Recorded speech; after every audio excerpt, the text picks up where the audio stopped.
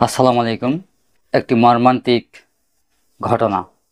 HSC পরীক্ষার্থী এই মেয়েটির বাবা নেই। মা ২৬ তারিখে সকালে মেজর স্ট্রোক করেছে। যেহেতু পরিবারে দায়িত্বশীল কেউ নেই, তাই মেয়েটিকেই সব মিলিয়ে সব কিছু সামলিয়ে মাকে হাসপাতালে নিয়ে যেতে হয়েছে। সেখান থেকে ছুটতে হয়েছে পরীক্ষার কেন্দ্র মিরপুর বাংলা কলেজ, ঢাকা। কিন্তু ভাগ্য খারাপ, লেট হওয়ায় পরীক্ষার হলে প্রবেশের সুযোগ পায়নি। ওজোরে কাঁদছিল মেয়েটি।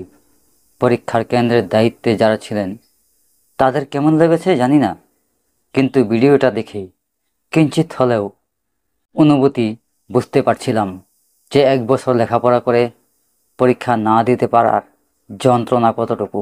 একজন মানুষ বোর্ড পরীক্ষার দিনে নিশ্চয়ই রং ঢং করে সময় নষ্ট করে না। অসুস্থ মাকে হাসপাতালের বেডে রেখে পরীক্ষার হলে ছুটে আসা, কিন্তু বস্তা পচা সিস্টেম মেয়েটির একটা বছর নষ্ট করে দিল। কারণ আবারও যখন পরীক্ষা দিতে হবে, তার জন্য একটা বছর অপেক্ষা করতে হবে। এটাই হলো মিরপুর বাংলা কলেজের কর্তৃপক্ষের বস্তা পচা সিস্টেম। কর্তৃপক্ষ যুক্তি দিবে লেট করে আসলে প্রবেশের সুযোগ নেই, কিন্তু মানবিকতার চেয়ে নিয়ম ভরো না।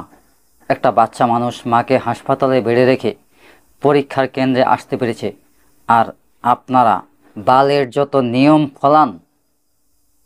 আমি আমার জায়গা থেকে শিক্ষা মন্ত্রণালয়কে প্রশ্ন করতে চাই, এর নামই কি সংস্কার? এর নামই কি জনসেবা? আমি জানি এর কোনো উত্তর নেই। প্রিয় দর্শক,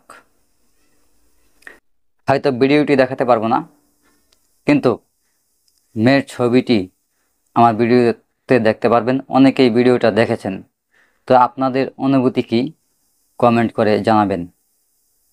আজ এ পর্যন্তই। সবাই ভালো থাকবেন, সুস্থ থাকবেন, নিরাপদে থাকবেন। দেখা হচ্ছে অন্য কোনো ভিডিওতে।